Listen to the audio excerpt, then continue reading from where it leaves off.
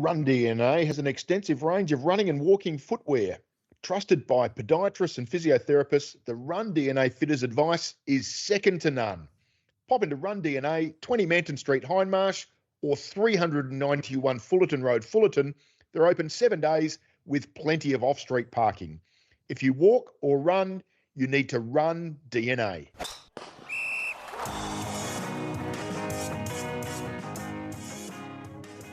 It's Thursday, the 24th of July. Welcome to Hooked on Sport. I'm Wallace Long, and a big welcome to Ben Hook and Sophie Hilditch. Welcome indeed, Wallace. G'day. Great to be catching up again. We're all in different parts of the country at the moment. Soph, great to see you for a second time. I'm glad that we didn't scare you away after one episode. Nice to see you've come back for number 2. Yeah, I'm back and ready to go, really. I'm so happy to be back for a second time go around. I'm glad you guys wanted me back, to be honest. Wallace, you got a little bit of feedback that Sophie was a worthy addition, my understanding.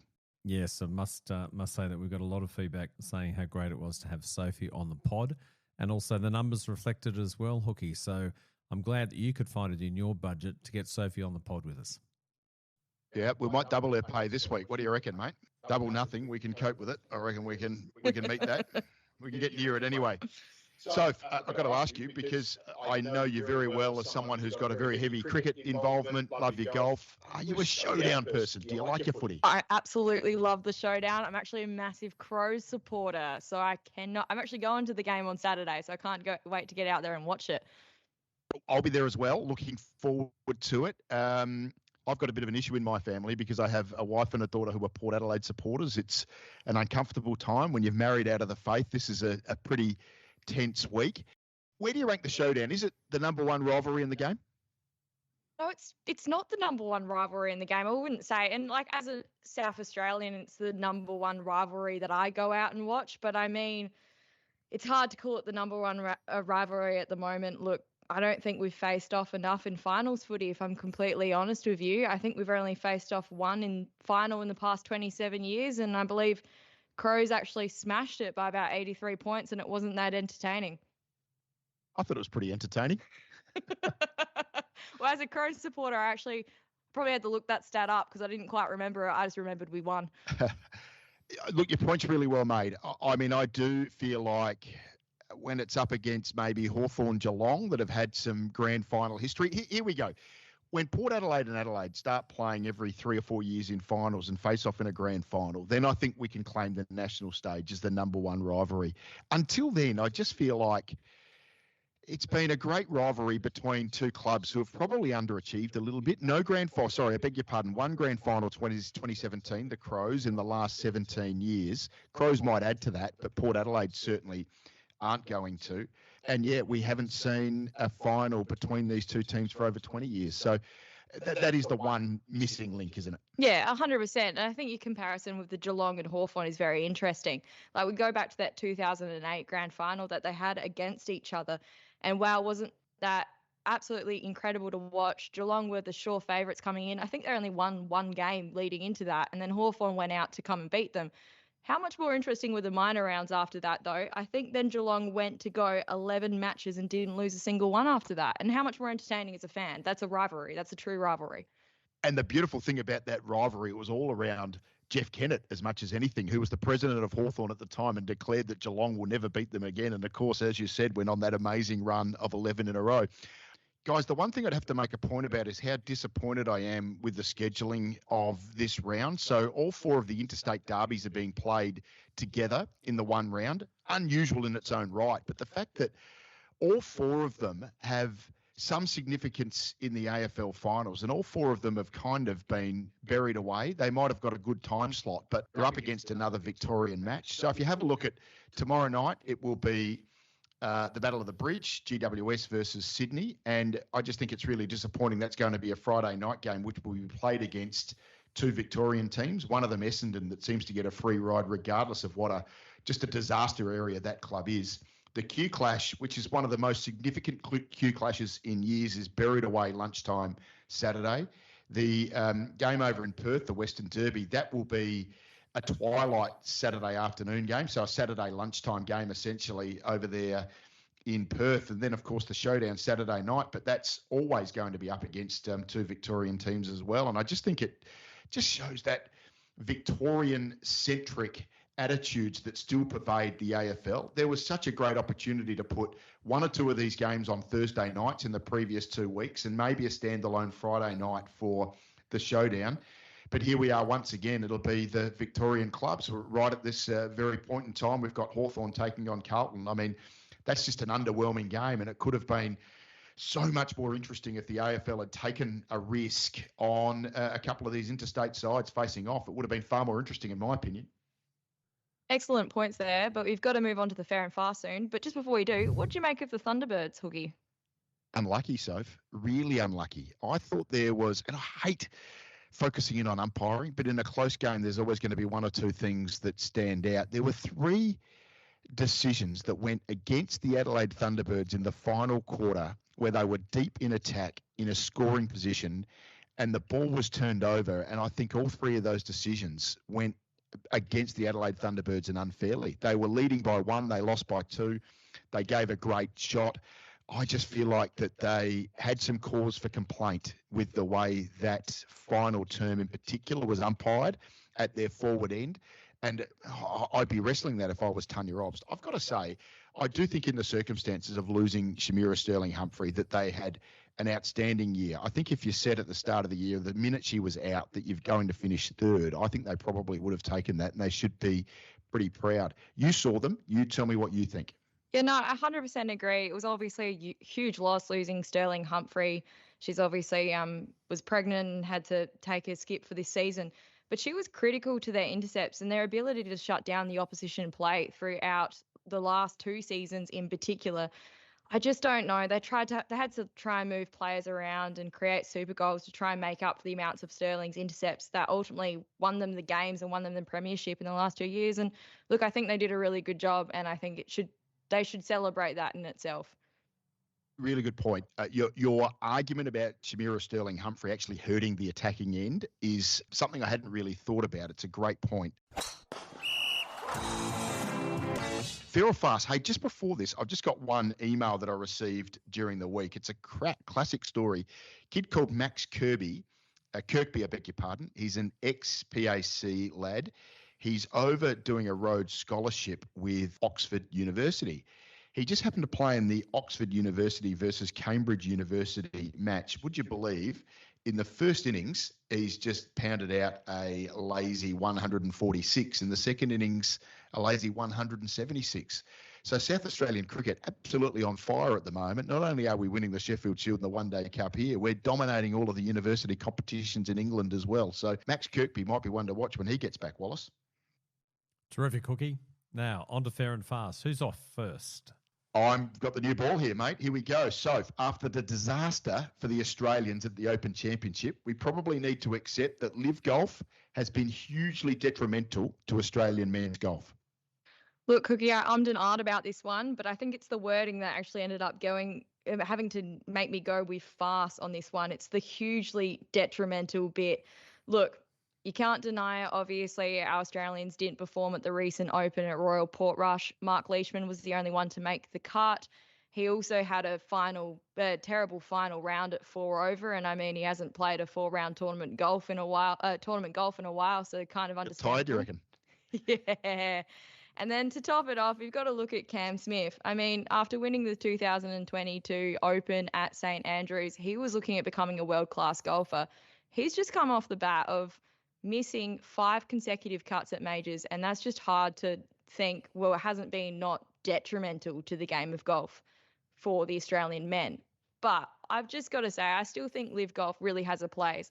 Australians are super deprived of tournament golf and professional tournament golf in Australia, and bringing Live Golf, I don't know about you, Hookie, but I've been every single year since it's been in Adelaide. I don't know if I can call it a tournament just yet, but maybe an exhibition of the game. And watching our juniors and our young boys in particular going out and watching it, I mean, I've got to say, surely we're getting more golfers out of that, and potentially in the future, and of course that's going to be far away, but potentially some stars of the game. got mates at work who were not interested in golf, and then Live Golf came to town, and now they are complete sickos, Soph. They are just so interested in watching the game, playing the game. They're playing at North Haven and North Adelaide North Course and Mawson Lakes and all of those sorts of places. That is that development towards maybe getting a club membership, tier 2, tier 1 and so forth. So it's been wonderful for the game. I do wonder whether 54 holes, shotgun starts, music playing in the background is the ideal preparation for the absolute battle that professional tournament major golf can be. The other thing I'm concerned about with Australia, and your point's well made, hugely detrimental is probably too strong, but I think it's going to be hugely detrimental soon enough, because we're just going to run out of exemptions. Adam Scott's not getting any younger. Cam Smith's only got, 1.5 more years left of his 5-year exemption into all of the other majors besides the Open that he keeps until he's 60. Then you've got Mark Leishman, who got in with a 3rd place at the Australian Open. Lucas Herbert only got through final qualifying. I mean, there's no guarantees with all of this. There's some talk that Minwoo Lee might be headed to Live as well, and he's not exempt into any of the majors, and he's going to lose his OWGR ranking as well. So fast-ish, I think. But you've made some very good points there, Soph. I'm going to hit you up with another one right off the back here.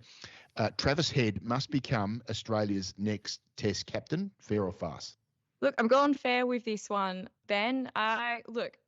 He obviously got controversially dropped not that long ago. And look, I think the way he presented himself when all of that happened was absolutely exceptional. And I think he's proven that he's actually a natural leader. Look, he captained South Australia, I think at the ripe age of 21. Now, that's a massive task. He's basically been groomed to be a leader. He has the respect of his teammates.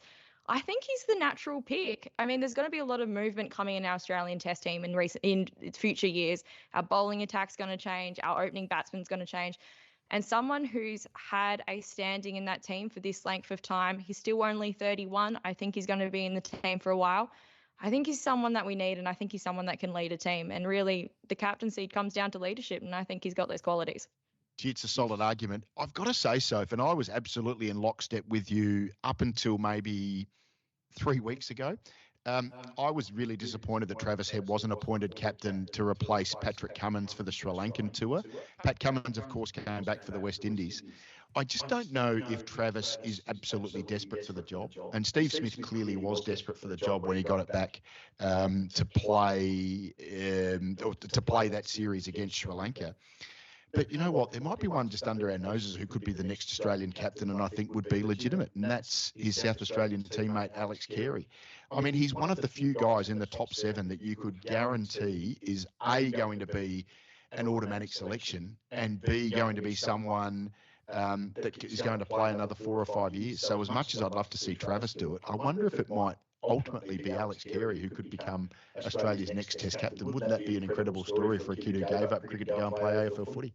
No, 100%. And it's actually a fair point. Alex Carey did come to my mind, and it kind of wanted me to say fairish, but I didn't think I could go farish and fairish. That seemed a bit rude to the listeners.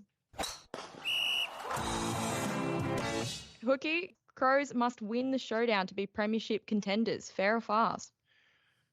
Fast, Soph. I don't think that this is an absolute must-win game, and I think we've seen that these games are always a little bit out in the ether. It doesn't really necessarily apply to where they are on the premiership ladder. The other thing I'd say about Port Adelaide are going to approach this game as a grand final. It's the final time that Ken Hinkley will be coach of Port Adelaide, taking on Adelaide in a showdown.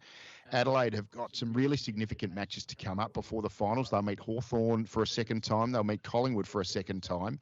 They get a week off, and then they potentially have a 4-week final series as well. Adelaide has 10 weeks to go. Port Adelaide season ends in a little bit over 4.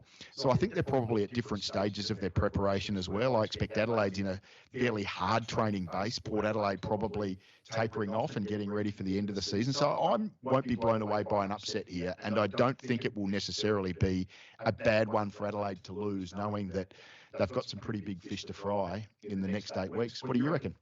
Yeah, look, I'm actually probably leaning towards farce at well. It's a bit of a tough one, though. Like, I do think, look, it's looking like Crows will likely have a home game. And so really a showdown is going to emanate the pressure of a final, and it's hard to deny that. The rivalry between the teams, like we discussed, it's there, and having that home crowd and having Port versus Crows, I mean, it's going to be interesting to see how they perform the pressure, and I do think they need to rise to the occasion.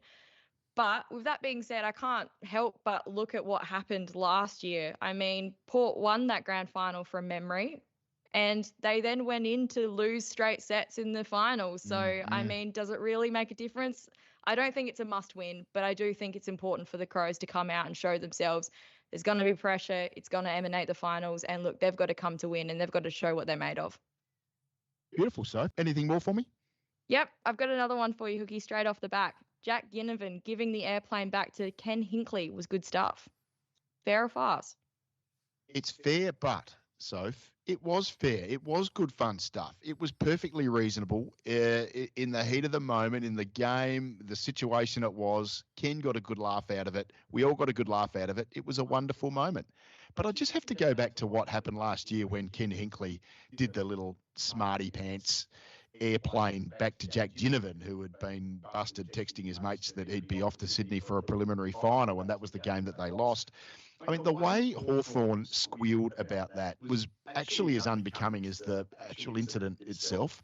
So, look, fair, good fun, all well and good, and Port Adelaide handled it beautifully, as they have done all the way through. But quite frankly, Hawthorn, gee, they are good at dishing it out, and they are dead set terrible at taking it. And I think that is a sign of a club that, look, they might go on and win the premiership this year, but I reckon they're a little bit off the pace. And it's in part because they love being smart when they're in front. They're wonderful front runners.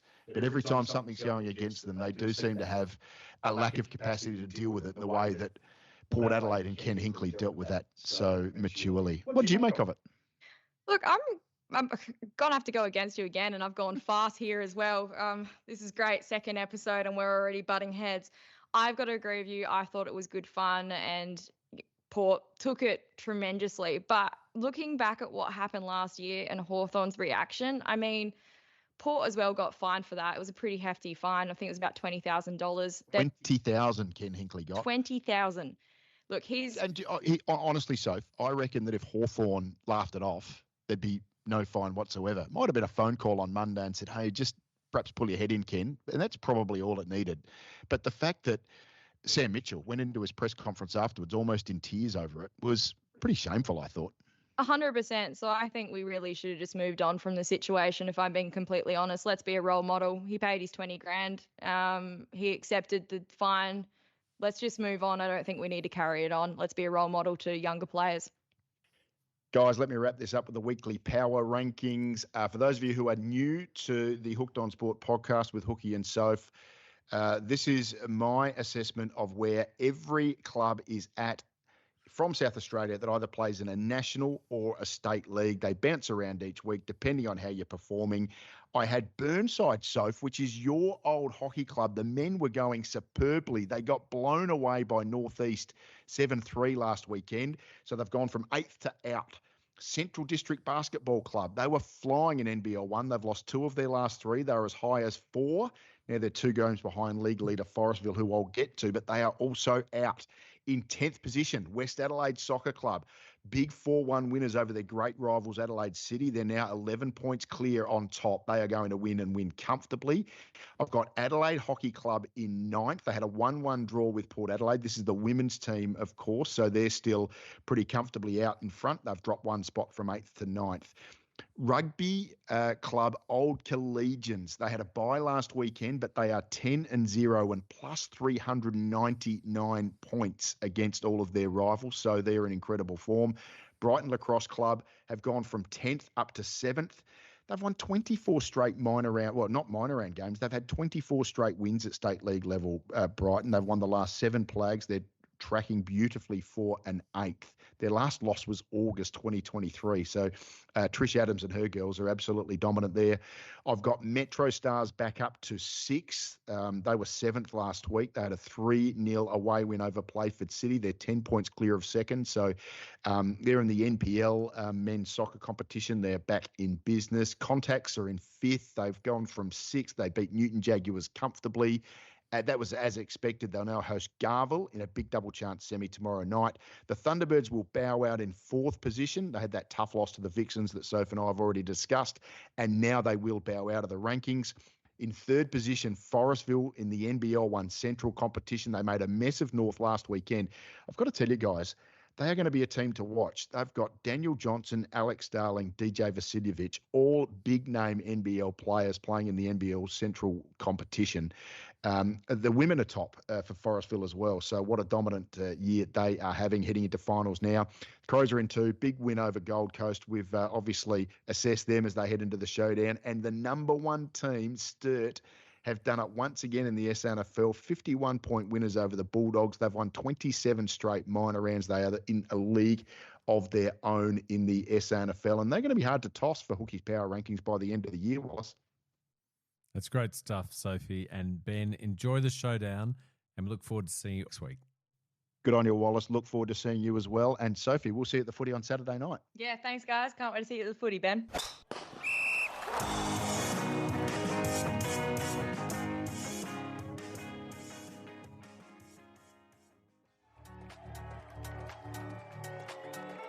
If you're enjoying this podcast, I'd encourage you to take a listen to Beyond the Club. It's a project I've been working on with Flinders University. Now I co-host it with Professor Sam Elliott, and we break down all the latest research on how to maximise the experience of junior and club athletes. There's a range of resources, special guests, and cutting-edge info on how you can make your club a safer, happier place for your kids and their club mates. Beyond the Club, wherever you get your podcasts.